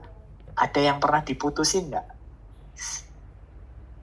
Ya, masa lalu ya kan, lagi sayang-sayangnya tiba-tiba diputusin guys. Nah, rasanya kayak apa? Sakit. Wah, ini kata yang ngechat nih ya kan, private. Oh, ada beneran guys. Oh, rasanya sakit katanya. Ini si Hanan waktu itu diputusin sampai nangis-nangis berhari-hari ya kan, nggak mau keluar kamar ya kan, sedih ya, depresi ya Pak. Itu kondisi ketika awal-awal diputusi kayak gitu, bener nggak? Ya, tapi seiring berjalannya waktu ya kan, sebulan ya kan sudah mulai keluar kamar, sudah mulai masuk kuliah lagi. Jalan 2 bulan ya kan sudah mulai ada senyumnya. Jalan 3 bulan, 4 bulan sudah move on, ya kan? Nanti lebih lama lagi sudah ya seperti hari-hari biasa. Ya, karena sudah adaptasi, sudah move on. Itu tadi ya pada kondisi akut tuh ya pas awal-awal diputusi tadi teman-teman. Gejalanya ada. Sakitnya kerasa. Gejalanya apa? Sesek, mual, muntah, bengkak, gatel. Itu pada kondisi akut. Gejalanya muncul teman-teman ya. Jadi 3 tadi ya, onsetnya kurang dari 3 bulan, ada gejala tanpa anemia, itu pada kondisi akut. Berarti kalau kronis gimana mas? Kalau kondisi kronis onsetnya dia lebih dari 3 bulan, karena kerusakan ginjalnya lebih dari 3 bulan, fungsi ginjal salah satunya kan produksi hormon eritropoietin kan. Nah ini ginjalnya rusak sudah lama, sehingga eritropoietin juga akan turun, sehingga pada kondisi kronis akan ada anemia positif. Dan pada kondisi kronis cenderung gejalanya negatif, karena tadi si Hanan sudah mulai move on, sudah berbulan-bulan diputusin, dia udah move on, makanya udah nggak sakit-sakit lagi, udah nggak ada gejala lagi Ya, sudah 2 tahun ya kan, dia udah move on, sudah ketemu orang-orang baru, tiba-tiba di chat ya kan, tahun baru kemana? Sakit lagi ya kan, baper lagi, bisa kan? Jadi pada kondisi kronis itu cenderung tanpa gejala, tapi bisa sewaktu-waktu bergejala, teman-teman. Ya, kalau dia bergejala pada kondisi kronis namanya adalah eksaserbasi akut. Ya, jadi gagal ginjal kronis eksaserbasi akut. Dia kondisinya sudah kronis, ya tiba-tiba ada gejala. Sehingga pada pasien ini akut ya. Tadi tandanya gagal ginjal apa? Ureum kreatinin. Ya, onsetnya nggak jelas ini mas, sudah berapa hari, sudah berapa bulan. Oke, selain onset apa? Anemia kan? Di sini nggak ada anemia kan, HB-nya masih normal. Berarti kondisinya akut.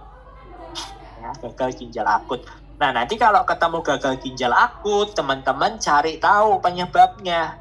Ini gagal ginjalnya akut karena prerenal, intrarenal, atau postrenal. Intrarenal itu biasanya berkaitan dengan volume. Pasien datang mual, muntah, diare sering berkali-kali, hipotensi, shock misalnya. Pasien-pasien dengan shock hipovolemia itu bisa cek ureum kreatinin naik. Jadi yang prerenal karena volume ke ginjalnya turun. Intrinsik atau intrarenal berarti karena masalah di ginjalnya. Masalah di glomerulus, masalah di tubulus ginjal. Kalau postrenal ya berarti ya masalah setelah renalnya, misalnya ada sumbatan, ada batu ureter kanan kiri besar, nutup ureter, bisa keluar nggak pipisnya? Nggak bisa kan? Sehingga ureum kreatinin juga nggak bisa dibuang. Ya itu contoh yang post renal akibat adanya sumbatan. Nah shock sepsis tadi masuknya di sini pre-renal, teman-teman.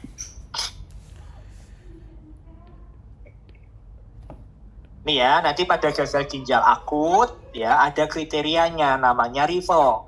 Itu pada gagal ginjal akut. Risk, injury, failure, loss, sama end stage renal disease. Kita bisa tentukan risk, ya, risk, injury, atau failure dari mana? Dari produksi urin outputnya aja yang gampang. Ya, risk itu urin outputnya atau terjadi oliguria lebih dari 6 jam, teman-teman. Ya, saya pipis dok sedikit sejak 6 jam yang lalu. Kalau injury, oligurianya lebih dari 12 jam. Enak kok angkanya dari 6 jam, 12. Failure itu oligurianya lebih dari 24 jam atau anuria, tidak pipis sama sekali 12 jam atau lebih. Itu tahap failure. Ya dok, saya udah 13 jam ini saya hitung, saya nggak pipis sama sekali. Oh, ini tahap failure, anuria. Atau pipis sedikit sejak kemarin, 24 jam lebih, itu bisa failure. Oke, kalau yang loss kerusakan lebih dari 4 minggu, end stage kerusakan lebih dari 3 bulan. Teman-teman. RIVO itu kategori untuk kondisi akut.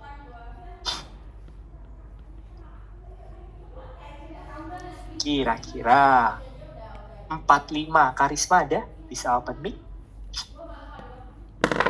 Atau belum? Kayak masih di perjalanan tadi ya. 45 Kaila dulu deh. Berikutnya Mas. Perempuan usia 70 tahun ke UGD dengan keluhan muntah-muntah sejak 3 hari, keluhan disertai diare lebih dari 10 kali per hari dan tidak BAK sejak kemarin. Kesadaran kompos mentis, TB 156, BB 53, tekanan darah 90/50, dan di 124 reguler isi kurang. RR 34, TAX 36, pada pemeriksaan fisik terdapat pupil isokor, refleks cahaya positif, kaku kuduk negatif, bronki pada paru negatif. Bunyi jantung normal, peristaltik meningkat, dan turgor kurang. Hasil laboratorium didapatkan 14 HB 14,2, leukosit 11.000, hematokrit 52%, trombosit 364.000, ureum 62, kreatinin 1,7. Apakah diagnosa pada kasus ini? Oke, akut atau kronis dulu nih? Akut, dokter. Akut ya, ureum kreatininnya naik, oke, gagal ginjal, HB-nya normal, berarti gagal ginjal akut ya. Oke, terus muntah-muntahnya setelah 3 hari kan, oke, onset kurang di 3 bulan, oke, akut, gagal ginjal akut yang mana?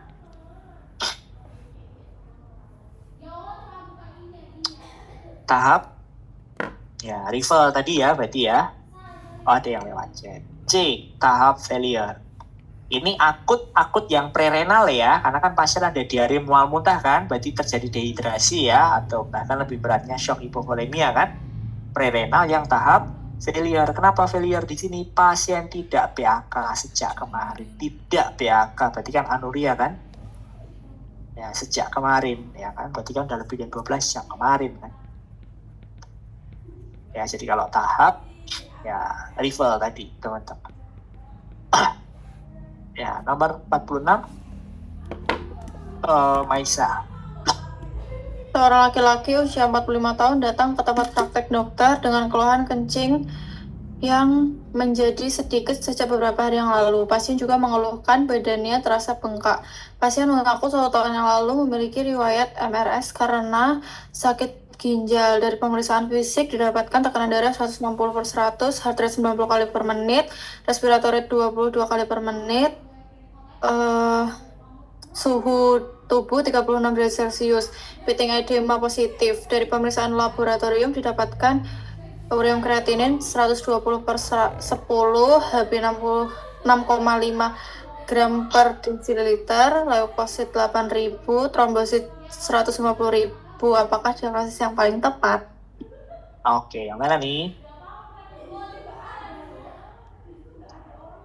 Akut atau kronis? Akut. Oh, ada yang lewat ya. Kronis. Yang A. 1 tahun yang Oke, lalu. gagal ginjal kah ini pasien? Cek ureum kreatininnya naik ya. Ureum tuh batas atas taukus 40-50 teman-teman. Nanti kalau teman-teman di klinis, hasil lab itu pasti di sebelahnya ada nilai rujukan atau nilai normal. Ya, kreatinin itu 1,1 batas atasnya teman-teman. Oke, ini naik nih. Berarti gagal ginjal. HB-nya turun. Ya, dan ada nih mengaku 1 tahun yang lalu memiliki riwayat MRS karena sakit ginjal. Kronis ya. Ya, orang yang kreatinin naik, HB turun. Oke, berarti kerusakannya sudah lebih dari 3 bulan. Ditandai apa? Oleh penurunan HB. Tadi ya, onset lebih dari 3 bulan. Ya, karena kerusakan lebih dari 3 bulan, sehingga akan terjadi penurunan eritropoietin. Makanya akan ada anemia. Oke, gejalanya bisa asimptomatis tadi ya. Ya, tapi sewaktu-waktu bisa bergejala. Kalau dia sudah gagal ginjal kronis, ya, kok tiba-tiba ada gejala namanya gagal ginjal kronis, eksaserbasi akut. Contohnya, mungkin teman-teman pernah lihat pasien cuci darah. Ya, pasien gagal ginjal yang rutin cuci darah. Itu kan mereka bisa berangkat sendiri kan? Ya, ke ruangan HD, ya kan, sendiri, pulang kerja mampir rumah sakit cuci darah, pulang sendiri. Kan ada sewaktu-waktu pasien ini sudah rutin HD, tiba-tiba ke IGD sesek, bengkak, nggak pipis, muntah-muntah. Oh, ini kronis eksaserbasi. Nah, nanti pada gagal ginjal kronis itu juga ada klasifikasinya. Gagal ginjal kronis stadium 1, 2, 3, 4, 5 itu berdasarkan nilai GFR-nya. Nih ya, 5 kurang dari 15 nilai GFR-nya, 4, 15 sampai seterusnya, teman-teman. Oke, itu kriteria untuk gagal ginjal kronis dari GFR. Kalau gagal ginjal akut kriterianya tadi pakai RIFLE, risk injury failure loss sama end stage renal disease. Oh, kira-kira nomor 47 ini yang stage berapa? Ayu Indah.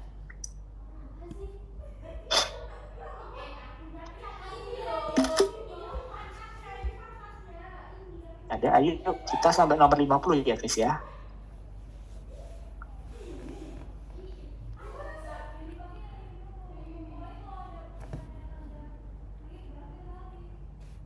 Oke, Kita ke Marsha dulu deh, silakan.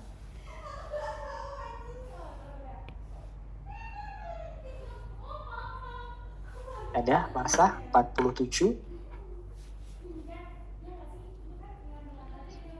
Ini dibaca soal ini, dokter. Boleh, silakan. Laki-laki usia 55 tahun datang ke UGD dengan muntah dan sesak. Dari hasil pemeriksaan fisik didapatkan tekanan darah 180/110 mmHg, heart rate-nya 100 kali per menit, respiratory rate-nya 32 kali per menit, didapatkan edema tungkai kanan kiri, alas di kedua basal paru. Pemeriksaan laboratorium didapatkan HB-nya 7,5, MCV dan MCHC normal, UR-nya 220, CR-nya 5,7, IFR-nya 20. Dari hasil pemeriksaan USG didapatkan ginjal tampak mengecil, densitas korteks meningkat, batas korteks dan medulanya memudar. Apakah diagnosis yang tepat? Oke, yang mana? Akut atau kronis? Urea kreatinine naik, jaga ginjal. Iya, HB-nya turun. Kronis ya. Stage berapa? Cek GFR-nya 20. Kalau 5 tadi kurang dari 15 ya. Oke. 4, 15 sampai 30 ya. Oke, berarti yang stage 4, teman-teman. Ya. Kronis, stadium 1 sampai 5, cek GFR. Cek GFR untuk stadium kronis, teman-teman. Next, Gina 48. Seorang pria usia 35 tahun dibawa ke IGD dengan keluhan tidak sadarkan diri 30 menit sebelum masuk RS. Pasien sebelumnya dikatakan mengalami nyeri tenggorokan beberapa hari kerja. Kemudian diberikan obat berupa antibiotik amoxicillin. Pasca meminum antibiotik, tiba-tiba pasien mengeluh gatal dan kemudian tak sadarkan diri. Dari hasil pemeriksaan fisik, didapatkan tekanan darahnya 30 per palpasi, nadi 108 kali per menit, respiratory rate-nya 24 kali per menit, suhunya 36,5. Apakah diagnosis pada pasien? Oke, yang mana ini? Mungkin Habis minum antibiotik ya. Ya, tiba-tiba pasien gatal, tidak sadarkan diri, tensinya segini, ya kan? Kondisi yang disebut sebagai shock anafilaktik. Ya, kalau urtikaria itu hanya alergi, reaksi alergi. Teman-teman mungkin habis makan apa? Biasanya protein laut ya, habis makan udang, yaitu tiba-tiba bentol, gatel seluruh badan. Ya, tapi tanda-tanda vital masih oke, itu namanya urtikaria. Tapi kalau reaksi alergi itu berlanjut sampai mempengaruhi hemodinamik, tensinya ngedrop, nadinya naik, itu namanya adalah shock anafilaktik. Ya, jadi reaksi alergi sampai terjadi shock, teman-teman. Itu ya, jadi pada pasien-pasien dengan shock anafilaktik, ya, terapi utamanya adalah ini adrenalin, atau nama lainnya adalah epinefrin. Ya, adrenalin atau epinefrin kita masukkan secara intramuskular. Ya, bisa diulang-ulang tiap 3 sampai 5 menit. Dosisnya berapa? 0,3 sampai 0,5 mili. 0,3 sampai 0,5 mili itu terapi utama. Misalnya teman-teman di IGD ya kan, ya suruh injeksi, masuk obatnya, tiba-tiba nggak lama pasiennya shock anafilaktik, ya udah langsung aja ambil apa, adrenalin atau epinefrin sediaan 1/1000, ya kita masukkan 0,5 sampai 0,5 mili, 0,3 sampai 0,5 mili secara IM, teman-teman. Mau dibokong, mau di deltoid, silakan. Tiap 3 sampai 5 menit bisa diulang.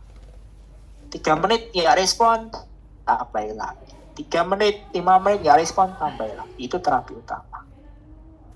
Yang lain mau dikasih antihistamin, tambahin steroid, kasih cairan, silakan. Ya, tapi yang jelas pada shock anafilaktik harus dapat tadi adrenalin atau epinefrin. Oke. Tadi yang mana? Pada pasien shock anafilaktik. Namira, apa yang Dibacakan diberikan? Nah, soal atau tidak dokter? soalnya sama kok. Iya kan? Berarti epinefrin dokter. Ya, Salah. Adrenalin 0,3 sampai Ya. 0,5. 1/1000 intramuskular. Yang B.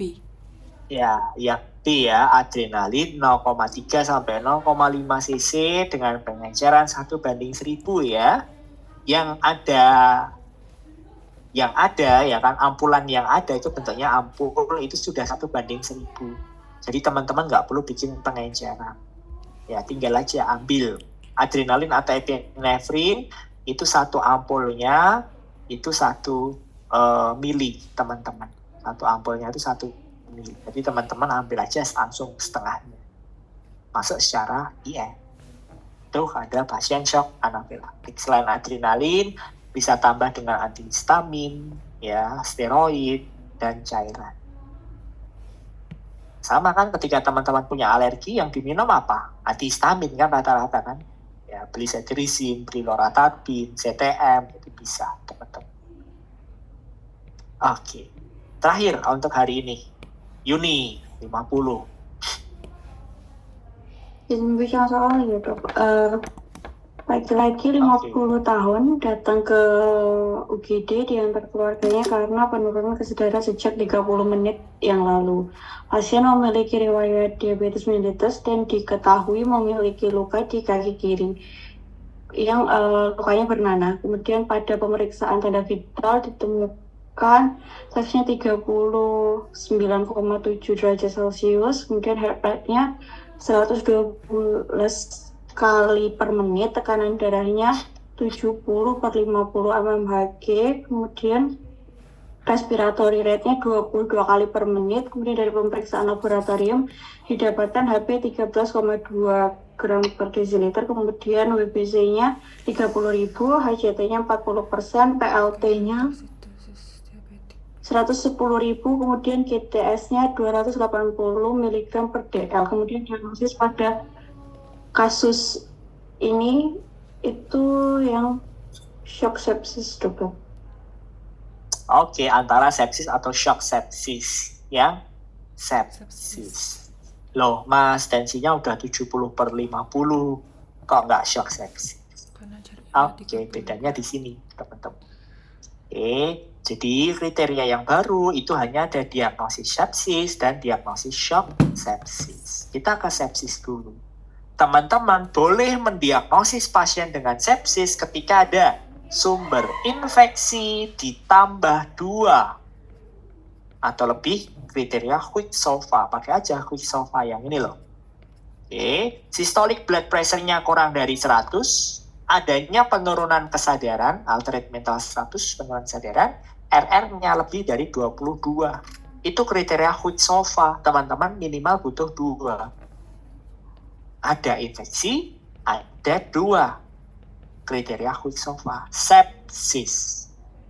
Oke. Nah, ketemu pasien sepsis, teman-teman yang dilakukan adalah 1, cek laktat, kultur darah, pemberian antibiotik spektrum luas, dan pemberian cairan 30 cc per kilogram. Cairan kristaloid 30 cc per kilogram. Itu kalau ketemu pasien sepsis. Ambil darah buat cek laktat, kultur darah, antibiotik langsung kasih yang broad spektrum, dan kasih kristaloid 30 cc per kilo. Itu tata laksana sepsis. Nah, kapan sepsis itu jadi shock sepsis? Ketika pasien sepsis itu tadi dicek laktatnya lebih dari 2. Keluar nilainya, oh laktatnya 3. Oh, ini shock sepsis. Atau pasien itu butuh vasopresor. Kapan butuh vasopresor? Ketika gagal resusitasi cairan. Ya. Jadi poin 4 ini tadi kalau teman-teman sudah masukkan, ya kan? Tapi kok tensinya nggak naik, ya kan? Nggak respon dengan terapi cairan teman-teman tadi. Berarti pasien ini butuh vasopresor. Ketika dia butuh vasopresor, diagnosisnya kita ubah shock sepsis, teman-teman. Ya, jadi kapan diagnosis shock sepsis? Kalau ada laktat lebih dari 2 atau pasien itu ada indikasi vasopresor, yaitu gagal resusitasi cairan. Kita balik ke soal tadi. Diagnosis sepsis tadi apa? Ada sumber infeksi ya. Sumber infeksinya apa? Pasien ini luka di kaki yang bernanah, pasti infeksi kan, luka sampai nanah kan. Quicksilvernya minimal 2. Tadi ada apa?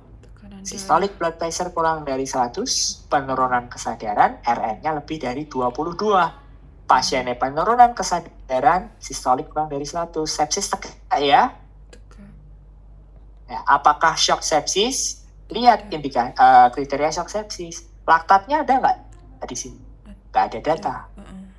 Vasopresor atau indikasi vasopresor ketika dia sudah dikasih cairan tapi nggak respon, itu indikasi vasopresor. Di sini belum diapa-apain kan? Belum ada treat yang dikasih, sehingga diagnosisnya masih sepsis, teman-teman. Itu ya bedanya antara sepsis dan shock sepsis. Oke. Untuk pertemuan hari ini ada yang mau di cross check dulu teman-teman dari 25 ya sampai 50. Ini Yuni mau tanya apa Yuni?